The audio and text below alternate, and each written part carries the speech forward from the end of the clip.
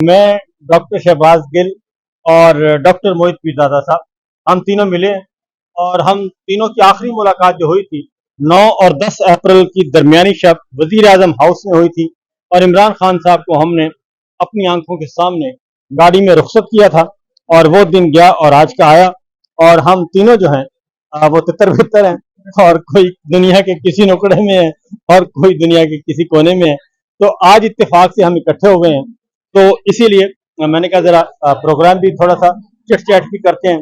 तो आप बताएं जी डॉक्टर साहब, आप बताएं क्या फीलिंग्स क्या हैं आपकी? देखिए, पहले तो वो जो दिन था ना डॉक्टर साहब, उसको बाद में साबिर शाकिर साहब उसको कहते हैं द लास्ट सफर। जैसे जीसस क्राइस्ट के साथ उनके फॉलोअर्स की मुलाकात हुई थी, हमारी भी ये थी कि 10 लोग जो है वो इमरान खान के साथ इकट्ठे हुए और उसके बाद हम कभी इकट्ठे नहीं हो सके। सोहो के करीब हमसे, मेरे लेफ्ट साइड पे यहाँ पे पिकेडली है, उस तरह थोड़ा सा और आगे चले जाए तो लेस्टर स्क्वायर है। तो यहाँ पर साबिर शाकिर साहब से, डॉक्टर शहबाज गिल साहब से मुलाकात यहाँ पे हुई है, बड़ा अच्छा लग रहा। तो डॉक्टर साहब आप, हम तीनों इकट्ठे हुए, great feeling after long time, specially अपनी अपनी जगहों पर। अब पता जब आप मुल्क छोड़ते हैं, फिर वहाँ नए नए एनवायरनमेंट में सरवाइव करना, नई जगहों पर जो आपके प्लान में भी नहीं होती, अनप्लान्ड माइग्रेशन अच्छा लगता है। मेरी इत्तला के मुताबिक तो समझाने वाले समझा भी चुके हैं कि बहुत हो गया, काफी है, छोड़ दें। ये इदारा किसी एक खानदान का गुलाम नहीं बन सकता। देखिए, मेरा तो ये ख्याल है कि आर्मी अगर एक इंस्टीट्यूशन है, मैंने अपने वीलों को भी कहा है कि जनरल आसिम मुनीर साहब को समझाना पड़ेगा कि सर आप खुद अब आप सोल्यूशन का हिस्सा नहीं, अब आप सोल्यूशन का हिस्सा नहीं है क्योंकि आप प्रॉब्लम का हिस्सा बन चुके हैं। आपकी इतनी क्लोज आइडेंटिफिकेशन हो चुकी है नवाज शरीफ के साथ, जरदारी के साथ, कि अब आपके थ्रू कोई सोल्यूशन हो नहीं सकता। जनरल आसिम मुनीर को जाना होगा, जनरल आसिम मुनीर को ग्रेसफुली रिजाइन करना चाहिए, आर्मी उनको safe passage they. Pakistan army needs a new chief. दो ही रास्ते हैं, दो रास्ते हैं। मैं जरा थोड़ा सा एक कदम पीछे, कि या तो वो न्यूट्रल हो जाए, फिर लोग आपको कहते हैं आप कंप्रोमाइज हैं, आप एक कदम पीछे हो जाते, आगे हो जाए। आप आसिम मुनीर साहब के ऊपर कोई फतवा लगा दें, आगे होके खेल। मतलब नहीं, ये मैं जान के उन्हें छेड़ रहा हूँ कि यहाँ पर जर्नलिस्ट होता है ना, हर जर्नलिस्ट का एक ओपिनियन होता है, जर्नलिस्ट का एक अंदाज होता है। मैं कहता हूँ साबिर साहब का अंदाज और है। मैं कहता हूँ, मैं और बात कर रहा हूँ, आपकी स्टेटमेंट नहीं, वो मैं मजाक उन्हें कर रहा था। अब उन्होंने कहा मैं एक कदम पीछे जाता हूँ, तो मैंने कहा कई लोगों ने आप पे तबसरे शुरू कर देने हैं कि आप कंप्रोमाइज ने, पीछे होकर तजिया कर रहे हैं। मैं ये कहता हूँ कि जैसे बांग्लादेश के आर्मी चीफ ने किया 23 जून को, 23 जून को उसने उसको आर्मी चीफ बना ना, 23 जून को उसका रिकॉर्ड बड़ा क्लियर था, क्लीन था, उसने कुछ किया हुआ नहीं था। मैं जनरल आसिम ने बहुत कुछ कर दिया है।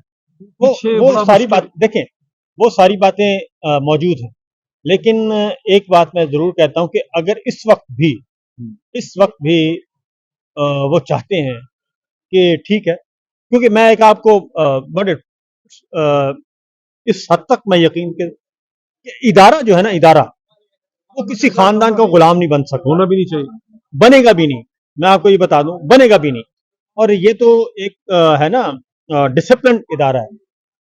अदलिया बतौर इदारा एक खानदान का गुलाम बनने के लिए तैयार नहीं है। अदलिया ने बगावत कर दी, अदलिया ने बगावत कर दी है, स्टैंड ले लिया, ठीक है, स्टैंड ले लिया। मैं यहाँ साबिर साहब के साथ अग्री करूंगा, हालांकि आपकी जो एनालिसिस है वो बिल्कुल वो प्रैक्टिकली दुरुस्त एनालिसिस है, लेकिन क्योंकि हमें प्रैग्मेटिक होकर कोई सोल्यूशन तैयार करना, और मैं बल्कि कल रात से अकेले ये सोच रहा था, जो हसीना से हुआ, कि ये हसीना के साथ जो कुछ हुआ, इससे पीटीआई के लिए, पीटीआई के वोटर सपोर्टर के लिए, हम सब के लिए एक लेसन भी। और वो लेसन क्या है कि हसीना के बाप के साथ ज्यादती हुई थी, हसीना वापस आई, उसने उस बदले की आग में इतनी आगे निकल गई कि उसने उसके अंदर माइंस लगा दी और आखिर खुद ही उसमें जुलस। यार वो बाप वाली कहानी से ना बहुत आगे जा चुका। आई नो, एक्सक्यूज तो उसी को यूज किया ना, फिर आप नफरत में आगे बढ़ते जाते हैं। यार एक्सक्यूज तो देखें, वो पहली दफा प्राइम मिनिस्टर नहीं बनी, वो इससे पहले भी 90s में प्राइम मिनिस्टर बनी थी। 96 से 2001 पहले बनी। बांग्लादेश की एक बंगाली कौम की एक साइकी है, वो है कि वो मौरूसी सियासत, खानदान की वो नहीं है, गुलाम नहीं बन सकता। हमसे फर्क है, हमसे वो फर्क है, ठीक है ना।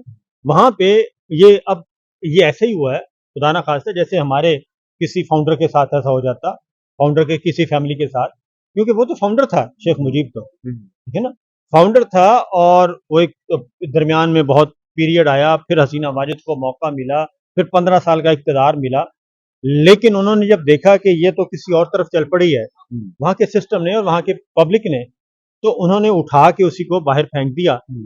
اور یہی فرق ہے.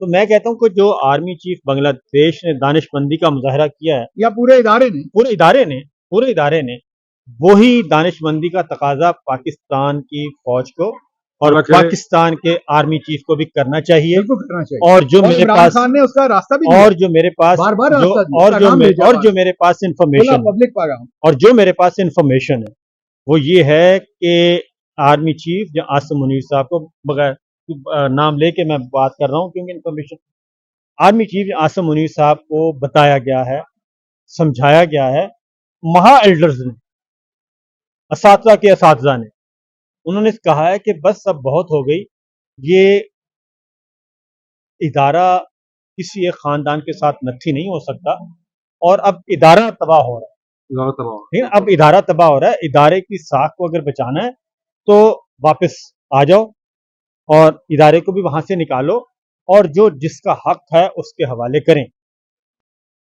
یہ میں آپ سے ایک سوال پوچھتا ہوں. جی دیکھیے, آپ نے یہ نہیں کوئی ڈائلگ نہیں بولنا, آپ دونوں نے سچ سچ اللہ کو حاضر ناظر.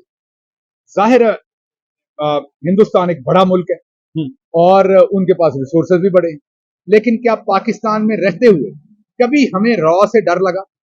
بالکل بھی نہیں لگا. ہمیں کبھی اسلام آباد میں کہیں کبھی اس کو انالیسس دیتے, آپ تو ملک سے باہر پھرتے تھے, آپ میں کانفرنسز کرواتا تھا اپنی فوج کے لیے ادھر امریکہ میں, کبھی ہمیں لگتا تھا کہ ہمیں یہاں راہ کچھ کر دے گی؟ بالکل اس کی وجہ ہے کہ ہمیں اعتماد تھا کہ ہماری انٹیلیجنس ایجنسیز جو ہے وہ پورے مقابلے کے ساتھ ہم اب پاکستانی شہری ہیں, ہماری ایجنسیز ہمارے لیے ہمیں پروٹیکٹ کریں گی, لیکن ہمیں اپنی ایجنسی سے ڈر لگتا ہے, را سے کبھی نہیں لگا. اس کی وجہ یہ ہے کہ جب آپ کا فوجی جو ہے, جو آپ کا بھائی ہے, آپ کا فوجی آپ کا بھائی بیٹا ہے, اس کی بندوق اور اس کا چہرہ جو ہے وہ بارڈر سے دوسری طرف کو ہے, پرلی طرف, اور آپ اس کی کمر پہ کھڑے ہیں, قوم پیچھے, کمر اس کی پیچھے سے پکڑ کے قوم کھڑی ہے کہ بھائی ڈٹ کے کھڑے ہو, پوری قربانی دیں گے اور آپ نے ملک کا دفاع کرنا ہے. اب اگر اسی فوجی کا اور بندوق کا منہ آپ موڑ دیں قوم کی طرف, تو اب انڈیا والی تو دور تھی بندوق, یہ بندوق تو قریب ہوگی, تو کلوز رینج سے میں سر آپ کو اپنا بتاتا ہوں. تو ادارے کو بہت ہی کنٹروورشل ہم کر رہے ہیں, جو کہ نہیں کرنا چاہیے, کہ آپ کی اپنی ایجنسیز لوگوں کو اٹھا رہی ہیں, دیکھیں آپ کا اپنا ڈیٹا ان کے ہاتھ میں ہے سارا. دیکھیں بات یہ ہے کہ ارشد شریف وہ ہر ہفتے وہاں پہنچا ہوتا تھا, اور وہیں پہ جہاں پہ لڑائی ہو رہی ہے ان کے ساتھ ہوتا تھا. میں اپنا بتاتا ہوں, ایک دفعہ ہم چلے گئے جی پاک بھارت بارڈر پہ, انٹرنیشنل بارڈر پہ, اور ہمارا ایک جوان شہید ہوا تھا, اور میں جگہ کی نام نہیں بتاؤں گا. تو فلیگ میٹنگ تھی, فلیگ میٹنگ, تو ہمارے آفیسر نے کہا کہ ہم ذرا فلیگ میٹنگ پہ جا رہے ہیں. میں کہا میں بھی چلتا ہوں. ان کا بڑی ٹینس ماحول میں, کچھ بھی ہو سکتا ہے. تو میں نے کہا کوئی مسئلہ نہیں, کیا ہوگا, آپ بھی ہیں میں بھی ہوں, اور چلا گیا. انہوں نے کہا پھر آپ نے بولنا نہیں. میں نے ایک فلیگ میٹنگ اٹینڈ کی ہوئی ہے ہندوستانیوں کے ساتھ, ٹھیک ہے, ہندوستانی کے ساتھ میں نے فلیگ میٹنگ اٹینڈ کی ہے, اور وہ بھی گن تان کے, اس کی گن ہمارے میجر کی طرف, ہمارے جوان کی اس کے میجر پہ گن تانی ہوئی ہے, اور ٹینس ماحول میں ڈیڈ باڈی پڑی ہے, ٹھیک ہے, رینجرز کی ڈیڈ باڈی پڑی ہے ہماری. تو ٹینس ماحول میں تو مجھے تو کسی قسم کا کوئی خوف نہیں تھا, کیونکہ آپ because you were standing with our soldiers نا, مجھے تو کوئی خوف نہیں تھا. تو اس لیے یہ جو اور ہم ہیں بھی بے وقوف اس لیے ہے نا کہ ہمیں کوئی خوف نہیں تھا, اور ہم شروع ہو گئے, اور یہ پیچھے سے ہٹ گئے. انہوں نے اپنا بیانیہ بھی بدل لیا, اور بیانیہ بدل کے یعنی کہ جو محنت 40 سال یعنی کہ طے ہوا تھا نا, ایک اور پھر ایک طے ہوا تھا کسی جگہ پہ, تو طے ہوا ہوگا نا کہ پاکستان کو خاندانی موروثی سیاست سے پاک کرنا ہے, یہاں پہ ڈیموکریسی لے کے آنی ہے, پولیٹیکل پارٹی, ٹھیک ہے نا, یہ کرنا. تو جب یہ تو نہیں ہو سکتا کہ 35 سال بعد ایک بندہ آئے اور وہ کہے کہ نہیں جناب وہ پچھلی ساری کتاب ختم, یہ نیا بیانیہ آ گیا, اس کو کون قبول کرے گا؟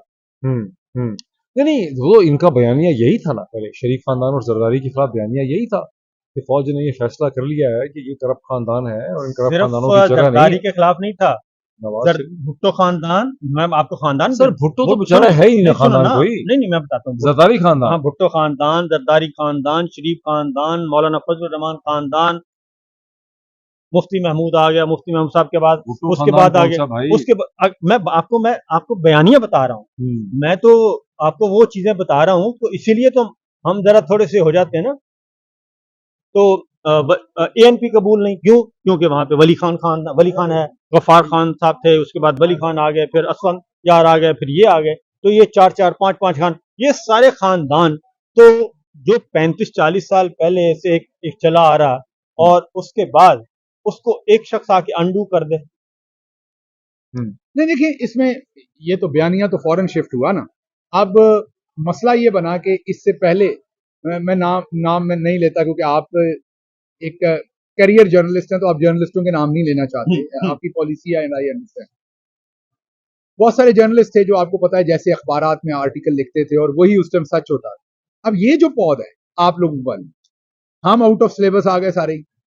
ہم اب وہ والے ٹریلر ہیں جو سائیکل کی طرح اسی جگہ سے نہیں اپنا یو ٹرن مار سکے. ایک صحافی اسلام آباد کا, اس کو ایک سیکٹر کمانڈر صاحب نے بلایا اور اسے کہا کہ بھائی تجھے ہم نے یہی بیانیہ دیا تھا پہلے, اب ہم تمہیں نیا بیانیہ دے رہے ہیں تو تم مڑ جاؤ, نیا بیانیہ کر لو. اس صحافی نے بڑا اچھا فکرہ کہا, اس نے کہا سرکار سارے لوگ سائیکل نہیں ہوتے, یہ ٹانگا نہیں ہوتے کہ وہیں پاؤں پر مڑ جائیں.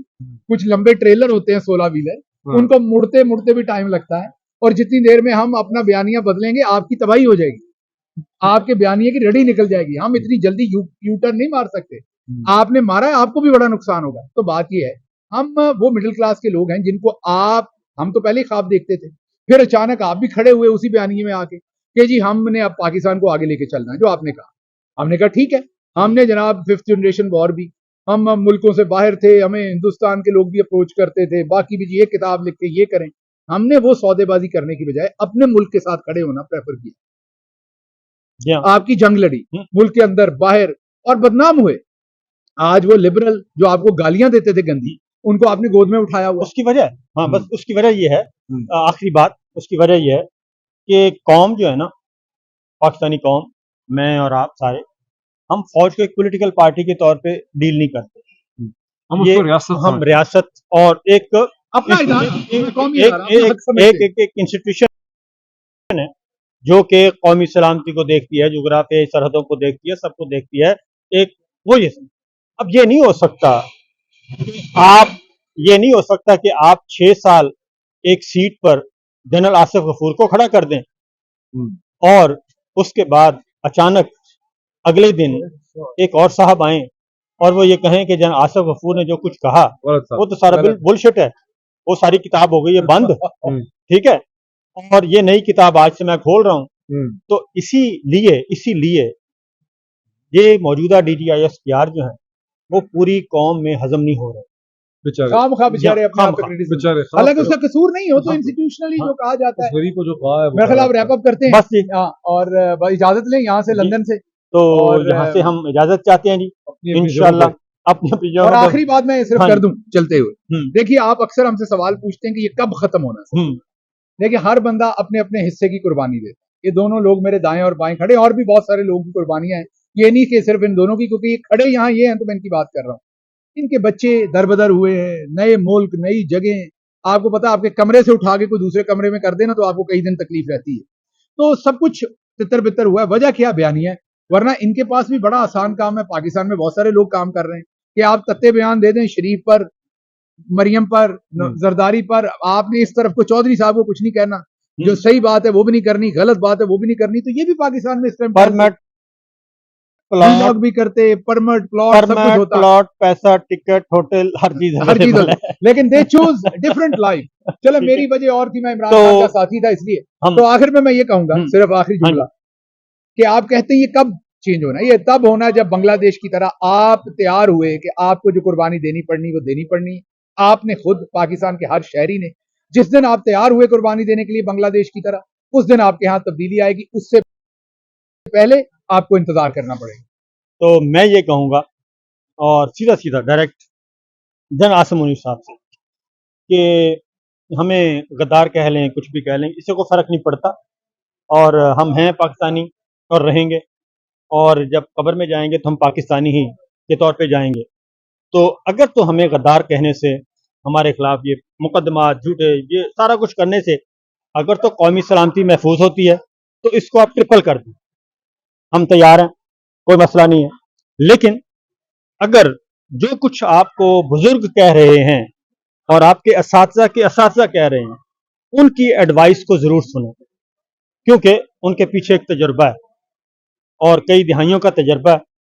وہ آپ سے زیادہ سمجھدار ہیں، آپ سے زیادہ تجربہ کار ہیں، آپ سے زیادہ ہمبل ہیں، آپ سے زیادہ دنیا دیکھی ہے، آپ سے زیادہ انہوں نے ڈیل کیا ہوا ہے۔ ان کی بات سنیں اور اکیلے میں بیٹھ کے، جلوت میں نہیں خلوت میں، اور پھر جو ذہن میں آئے وہ فیصلہ کریں اور جتنا جلدی ہو سکے اپنے پاکستان کو واپس اس کی اصل کی طرف لوٹا دیں۔ انڈیویجولز کا زمانہ نہیں ہے، اسپاٹ فکسنگ کا زمانہ نہیں ہے، اور میچ فکسنگ بھی آج کل ممکن نہیں ہے۔ اس لیے بہتر ہے کہ ادارے کو قومی ادارہ بنائیں اور پاکستان کو دنیا کا بہترین ملک بنائیں۔